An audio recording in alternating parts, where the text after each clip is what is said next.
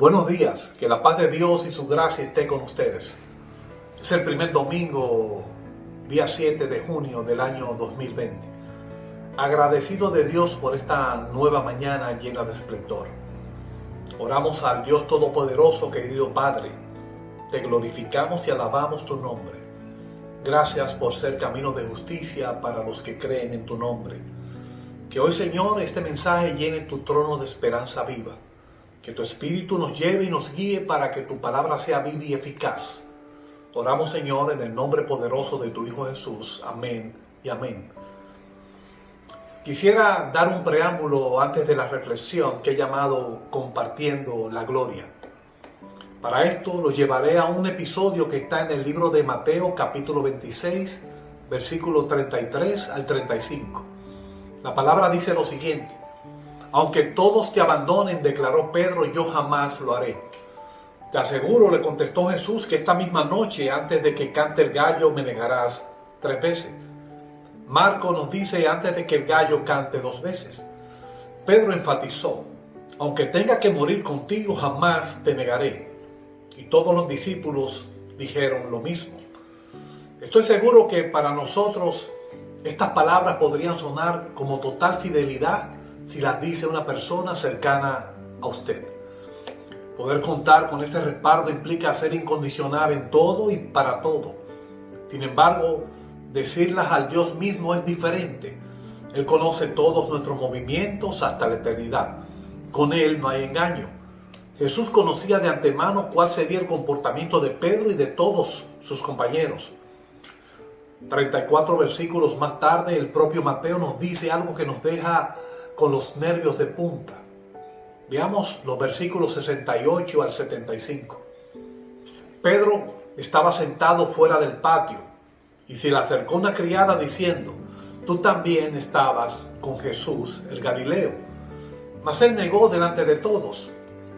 Saliendo él a la puerta, le dio otra y dijo, este estaba con Jesús el Nazareno. Pero él negó otra vez con juramento, no conozco este hombre.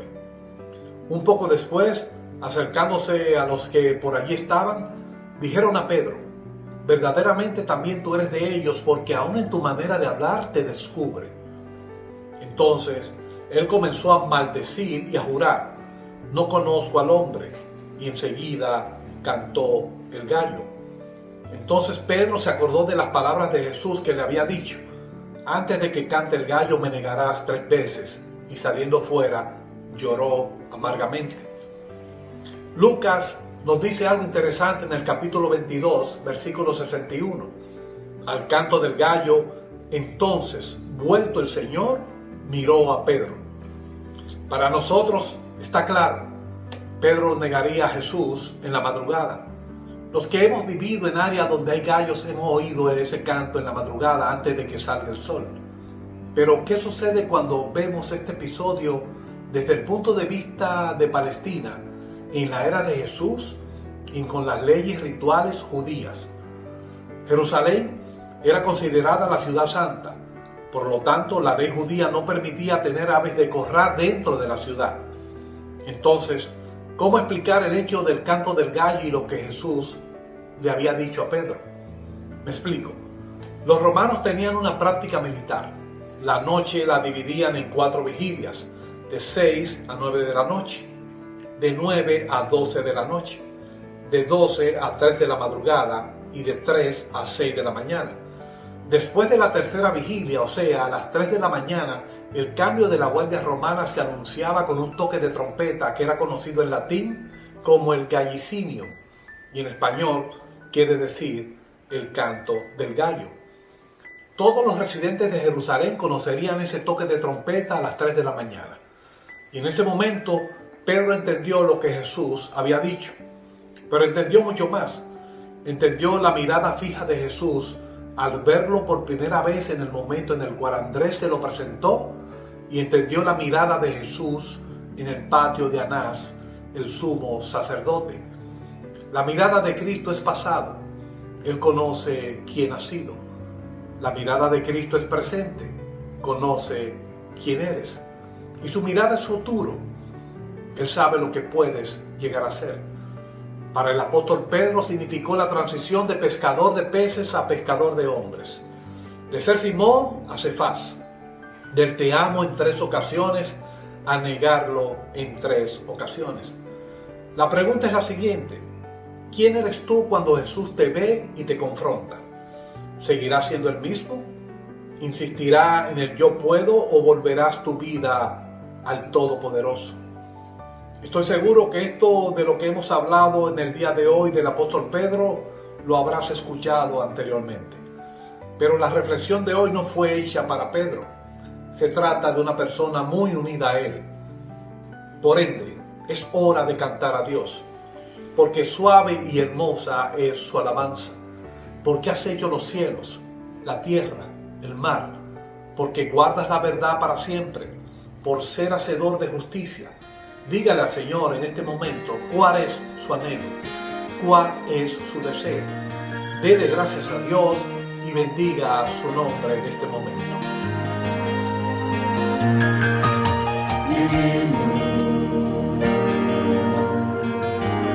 Es buscarte día y noche,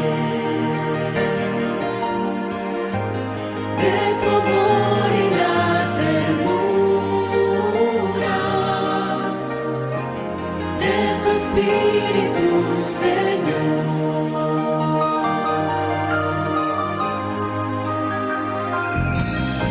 Mi anhelo es buscarte día y noche, de tu amor y la ternura, de tu espíritu, Señor.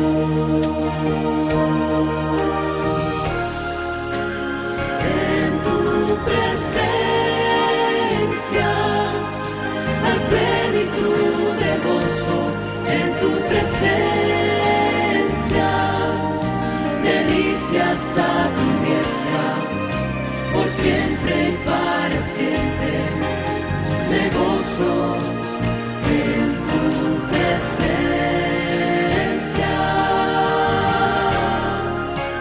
En tu presencia, hay plenitud de gozo, en tu presencia.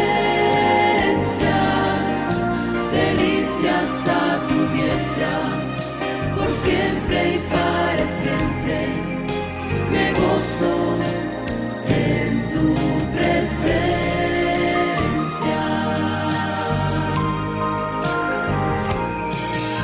Mi anhelo es buscarte día y noche, de tu amor y la ternura, de tu espíritu, Señor. En tu presencia hay plenitud de gozo, en tu presencia delicias a tu diestra, por siempre y para siempre, me gozo en tu presencia.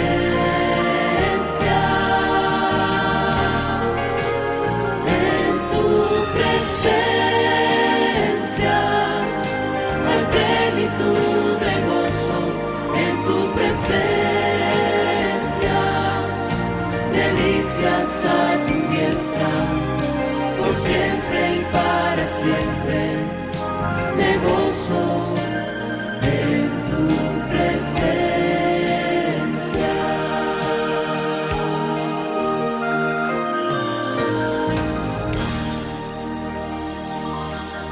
Compartiendo la gloria es el título de la reflexión del día de hoy. Le damos gracias a Dios por mostrar la senda de la vida. Su palabra es clara. El Salmo 16 nos dice que en tu presencia hay plenitud de gozo, delicias a tu diestra para siempre. A ti la honra en este día. Guía, Señor, la palabra en el día de hoy.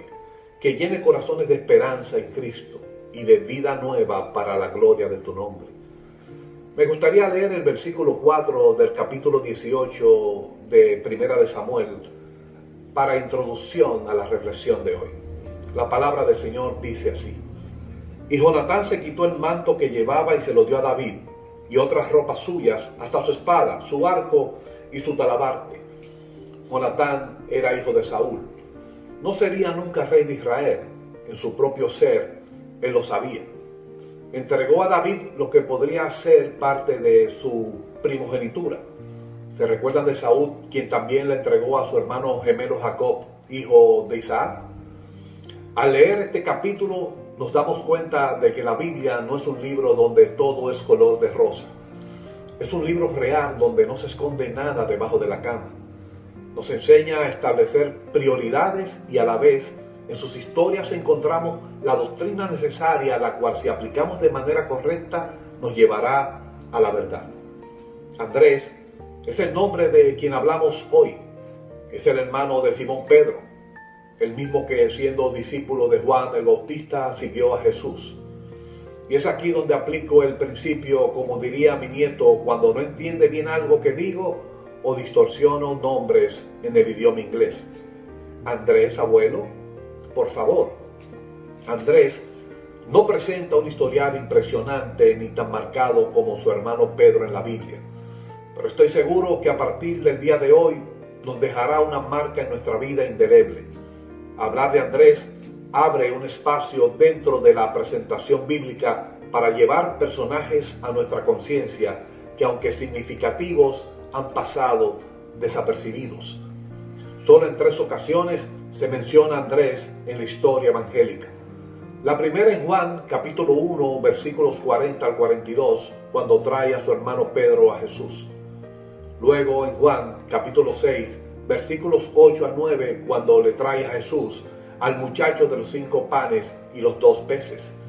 Y al final, en Juan capítulo 12, versículo 22, cuando trae a los buscadores griegos junto a Felipe a la presencia de Jesús. Solo 10 versículos antes, en ese mismo capítulo 12 del libro de Juan, Andrés había sido testigo de la bienvenida dada a Jesús en Jerusalén. Las personas iban delante y detrás de Jesús aclamando: Hosana al Hijo de David, bendito el que viene en el nombre del Señor, Hosana en las alturas. La Pascua, Pentecostés y la fiesta de los tabernáculos eran y siguen siendo 3 fiestas importantes para los judíos. Durante la Pascua venían a Jerusalén judíos de toda parte del mundo. En una ocasión se hizo un censo de la cantidad de corderos que se sacrificaron y se alcanzó la cifra de 256,000 corderos.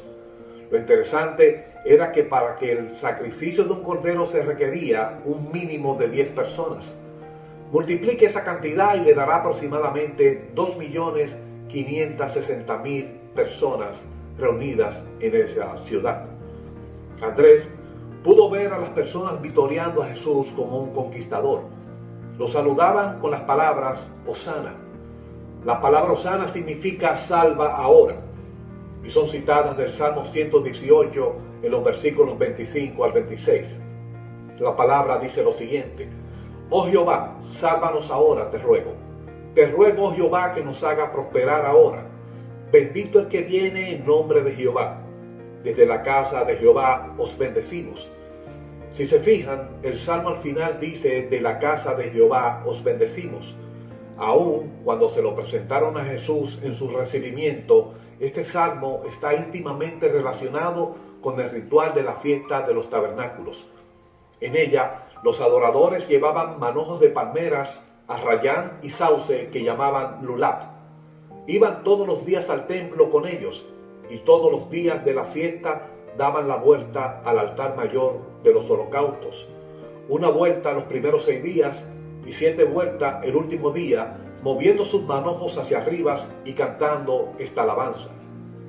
Esta misma alabanza del Salmo 118 se le cantó a Simón Macabeo cuando volvió de reconquistar la ciudad de Acra, rescatándola después de 100 años del dominio del imperio sirio. Andrés vio la promesa de la profecía del profeta Zacarías cumplida con relación a la figura de Jesús. quien en su capítulo 9, versículo 9 nos dice lo siguiente: alégrate mucho, hija de Sión, da voces de júbilo, hija de Jerusalén. Mira tu rey que viene a ti triunfante y victorioso, humilde y cabalgando en un asno, en un borriquillo, hijo de asna. Los judíos estaban eufóricos, pero sin un conocimiento real de la palabra de Dios, muy parecido a lo que sucede hoy en día. Mucha euforia, mucha satisfacción psicológica, repleto los mensajes de emoción, pero un mensaje vacío de la palabra de Dios. El sentido real de cómo Jesús entró a Jerusalén no fue comprendido en ese momento. Cuando un rey venía montado a caballo, venía en son de guerra. Si venía montado en un asno, venía en son de paz. Nadie lo comprendió, ni siquiera sus propios discípulos. Pero volvamos a Andrés. No sé si usted disfruta de traer personas a Jesús. Andrés sí lo disfrutaba. Muchas personas hablan de otras expresando lo siguiente: esa persona tiene un corazón misionero. Andrés es propulsor del misionero cristiano. Y tener ese tipo de corazón quiere decir un cristiano cuyo deseo supremo es compartir la gloria de Jesús. Óigalo bien, es la persona que no se guarda a Jesús para sí mismo. Eso es ser misionero, compartir a Jesús con otros. Andrés no solo tenía un corazón misionero, estaba dispuesto a lo que muchos de nosotros aborrecemos, y es ocupar el segundo lugar. ¿Recuerdan frases como ¿en qué lugar llegaste? ¿Cuál fue tu lugar en la promoción? ¿Ganaste la competencia? Eso es lo que nos enseña el mundo. Sin embargo, no es lo que vemos en la historia de Andrés. Una y otra vez se le identifica como el hermano de Simón Pedro. Estoy seguro que vivía a la sombra de su hermano. Es posible que muchos no supieran ni siquiera quién era Andrés, pero todos sabían quién era Pedro. Es decir, que cuando hablaban de Andrés, le identificaban como el hermano de Pedro. ¿A quién de ustedes le ha pasado algo parecido? Que nadie se imagina quién eres, hasta que mencionas el nombre que te abre las puertas. Soy hermana de, o soy hijo de. En ocasiones es un precio que se tiene que pagar. La diferencia es que cuando lo hacemos casi siempre es para nuestro beneficio. Andrés no utilizaba ese tipo de estrategia. Todo el beneficio era para el conocimiento de Jesús. Su único interés desde que conoció al Mesías era traer vidas a sus pies. A diferencia de nosotros, no tuvo la necesidad de mencionar a Pedro como su hermano cuando se lo presentó a Jesús. Andrés no formaba parte del círculo íntimo de Jesús. No estaba con Jesús cuando le devolvió la vida a la hija de Jairo. No estaba con Jesús en el momento cuando ascendió al monte de la transfiguración. No estaba con Jesús en el momento de su llegada a Getsemaní para su última noche, como lo fue Pedro, Juan y Santiago. ¿Qué les parece? El primero en llegar a los pies de Jesús, el que presentó a la roca a Jesús, aquel que le resolvió el problema a Felipe, quien no sabía qué hacer con los griegos que querían conocer a Jesús, el que sirvió de puente para la alimentación de los 5,000, como nos habla el capítulo 6 del libro de Juan. Ese era Andrés. Pregunto, ¿se merecía Andrés un puesto de importancia dentro del círculo íntimo de Jesús? ¿Cuántos de nosotros pelearíamos por esa posición? Sin embargo, Andrés no era así. Él estaba contento de seguir en la penumbra mientras Pedro ocupaba el centro de atención. Las posiciones de jerarquía y de honor no tenían cabida en su pensamiento. Para él, lo importante era estar con Jesús y servirle lo mejor posible. Andrés es lo que en griego se llama el protokletos, que significa el primero llamado. Fue el primero en llegar a Jesús, pero nunca se preocupó de esa realidad. Para él ser el primero significaba ser el segundo. Tenía una misión y era llevar personas a los pies de Jesús. Fue crucificado en forma de una X en Pafra, capital de Acaya, Grecia. Su muerte en la cruz dice la historia que duró 3 días.